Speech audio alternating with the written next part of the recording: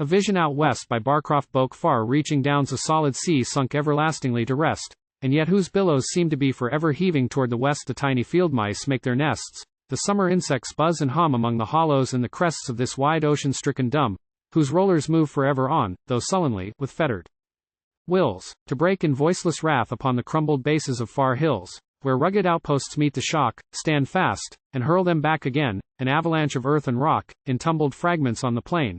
But, never heeding the rebuff, to right and left they kiss the feet of hanging cliff and bouldered bluff till on the farther side they meet, and once again resume their march to where the afternoon sun dips toward the west, and heaven's arch salutes the earth with ruddy lips.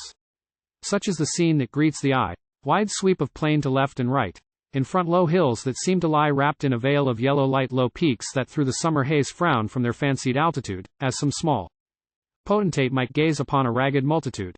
Thus does the battlemented pile of high-built crags, all weather-scarred, where grassland stretches mile on mile, keep scornful solitary guard, where the sweet spell is not yet broke, while from her wind-swept, sun-kissed dream man's cruel touch has not yet woke this land where silence reigns supreme, not the grim silence of a cave, some vaulted stalactited room, where feeble candle shadows wave fantastically through the gloom, but restful silence, calm repose. The spirit of these sky-bound plains tempers the restless blood that flows too fiery through the swelling veins. Breathes a faint message in the ear, bringing the weary traveler peace. Whispers, take heart and never fear, for soon the pilgrimage will cease. Beat not thy wings against the cage. Seek not to burst the padlocked door that leads to depths thou canst not gauge. Life is all thine. Why seek for more? Read in the slow sun's drooping disk an answer to the thoughts that vex. Ponder it well, and never risk the substance for its dim reflex. Such is the silent sermon told to those who care to read this page, where once a mighty ocean rolled in some dim, long-forgotten age. Here, where the Mitchell grass waves green, the never-weary ebb and flow of glassy surges once was seen 1,000 years ago. To such as some those dead years mount that time has grown too weary for the keeping of an endless count, and long ago forgot their score. But now when, hustled by the wind, fast flying, fleecy cloudbanks drift across the sky where, silver-skinned, the pale moon shines whene'er they lift, and throws broad patches in strange shapes of light and shade, that seem to meet in dusky coastline where sharp capes jut far into a winding sheet of ghostly, glimmering, silver rays that struggle, 'neath an inky ledge of driving cloud, and fill deep bays rent in the shadow's ragged edge sprung from the gloomy depths of time. Faint shapes patrol the spectral sea, primeval phantom forms that climb the lifeless billows silently, trailing along their slimy length and thirst for one another's blood, writhing in ponderous trials of strength, as once they did before the flood. They sink, as, driven from the north by straining oar and favoring gale, a misty barge repels the froth which hides her with a sparkling veil. High curled the sharpened beak doth stand, slicing the waters in the lead. The low hull follows, thickly manned by dim, dead men of Asian breed. Swift is her passage, short the view the wan moon's restless rays reveal of dusky, fierce-eyed warrior crew, of fluttering cloth and flashing steel, of forms that mouldered ages past, ere from recesses of the sea, with earthquake throes this land was cast in nature's writhing agony.